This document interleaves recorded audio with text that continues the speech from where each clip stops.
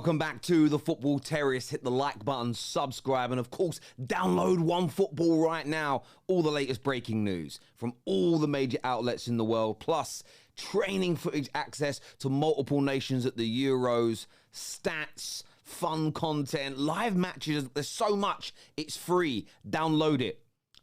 Big transfer story to talk to you about today. Loads of big bombs that dropped late Friday afternoon, Friday evening, in the early hours of Saturday morning. And we want to break them all down for you today. Chelsea fans getting excited, and I understand why. Manchester United now really starting to ramp up their transfer activity with pre-season starting in a couple of weeks' time. And I wanted to start with Chelsea today and Alexander Isak. Now, Newcastle fans, I know they hate this story. I've seen a lot online anger. I hate the big six. I hate the top six. I hate the way the system works. How are we losing our best players?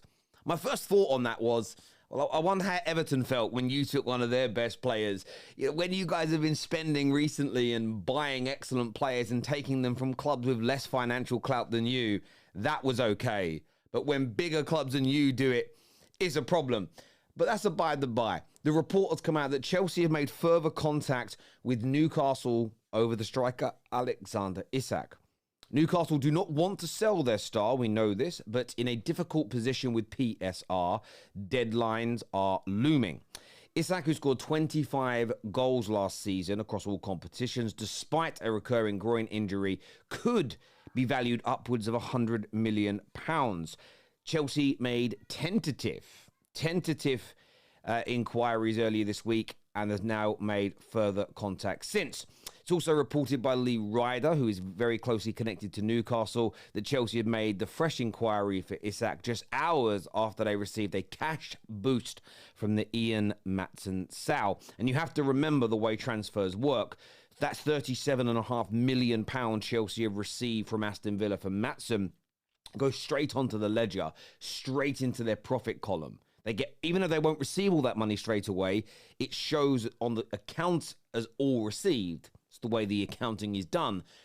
£37 million of direct cash can buy you a £100+ million player because you pay via amortizations. You don't need 100 million to buy a £100 million player. This would be excellent for Chelsea. When I saw them linked to the likes of Duran, I stand by what I said. I was underwhelmed. Even as a rival, I'm underwhelmed looking at it thinking the age, the profile, the experience, the prolific nature doesn't make sense when you've got Jackson, who I think's better overall. Overall, I think Jackson's a better football player. I don't think Duran would have scored exponentially more. They were linked to Samu Amarodian. Again, I don't know enough about him to critique him in the same way as Duran, but I didn't see this as good business from Chelsea. But then they've got Tosin, already praised it. They look like they're close to getting Dewsbury Hall, another good age profile, mid-20s, experienced, technically gifted. And now they're going back in for Alexander Isak. And me and Ches had this conversation on the show that it's Chelsea Football Club that have distanced themselves from certain signings over the wages being too high. And as Ches said, and I've got to give Ches so much credit for this, he didn't believe that was the case. He just felt that they got rejected and it was the club kind of putting out PR. Like, oh, we weren't rejected. It was just too much money and we walked away. Signing Alexander Isak would prove that to be the case. Doesn't mean Chelsea don't have pull, because everybody gets rejected and everybody wins some of these races over the course of time. But this would be a phenomenal piece of business for Chelsea.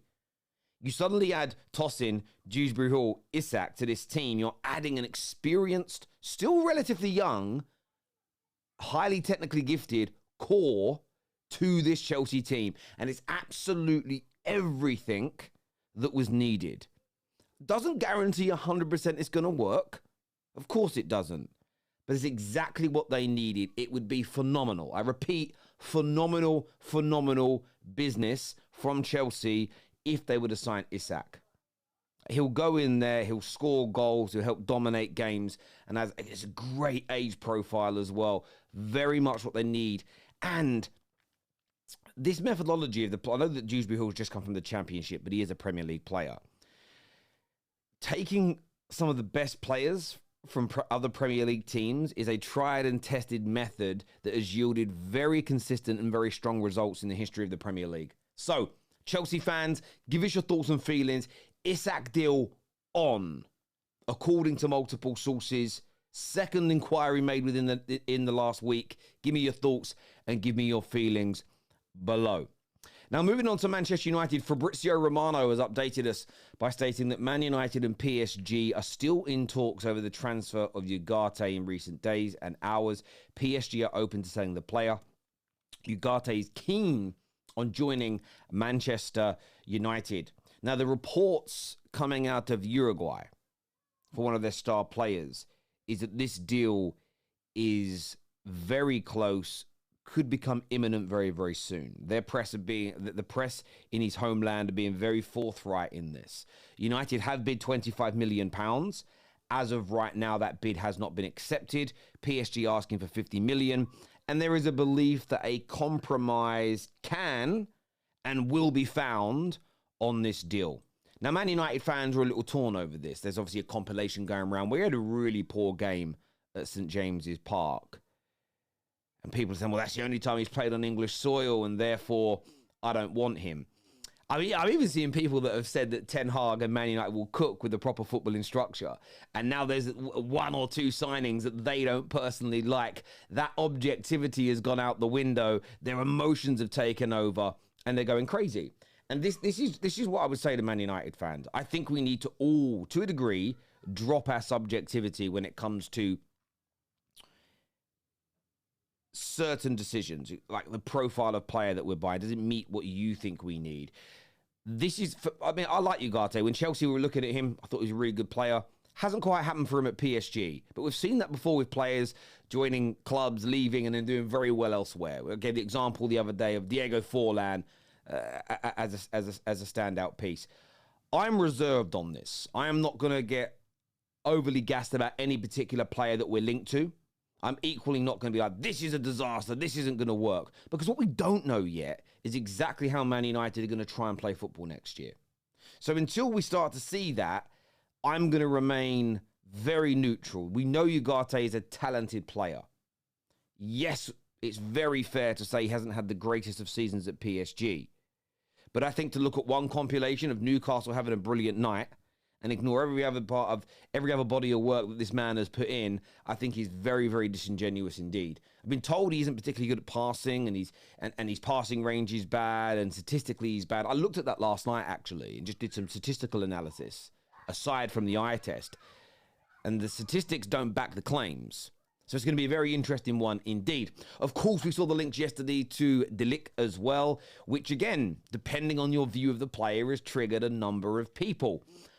I'm sitting on the fence very much on this. I've got reservations over the player. I've openly admitted that. At the same time, I am going to give, like I've said all along, this new regime, the new football decision makers, time to cook before I throw baby out with the bathwater. I saw Man United fans yesterday, some of which I respect, and I'm done. I'm stepping away. I don't want to be involved with this club anymore. And I'm thinking to myself, we're at the beginning of a new dawn. You're not even giving them time to operate, and you're turning your back. I think it's a little bit exaggerated, over the top, hyperbolic, but maybe that's just me. Give me your thoughts and feelings below. It's also been reported by Damasio that Ten Hag spoke with Joshua Zirkzee in recent days. Zirkzee is now at the top of Man United's list in terms of striker options. Šeško was one of them. Now, again, this is going to lead to a lot of people saying, but I thought Ten Hag was going to lose his power as manager. Again, that would be the response of the airheads. My favourite phrase for the zombies in The Walking Dead, every different group you met had a different name for them. But there was one that was used very briefly in a great episode, and I want to say it was season 2. It might have been season 3, where these guys from New York bump into Rick and a few others in this bar, and they call them lame brains. And that is what I would call people that hear that the manager is talking to players, or the head coach is talking to players, and go, but I thought he was losing this. Nothing's changed. That's a lame brain, a zombie mind, okay? That's a zombie mind, sheepish behavior. Of course, the head coach is still going to speak to people. If he can be of influence of bringing in a player that the hierarchy at Man United want, why would you not utilize him? Why would you not use him? I quite like him. I'm intrigued by it. And I just want to get your view and opinion. Urgate, Branthwaite, De Ligt, Zirkzee. Those four, by the way, Branthwaite and De Ligt could both happen. What do you guys make of that in terms of the first four players potentially coming into Man United to try and improve the technical ability and the overall squad of Manchester United? Give us your thoughts and feelings in the comment section below. Until next time, everybody, take care, goodbye, God bless, and I'll see you all again soon. Peace.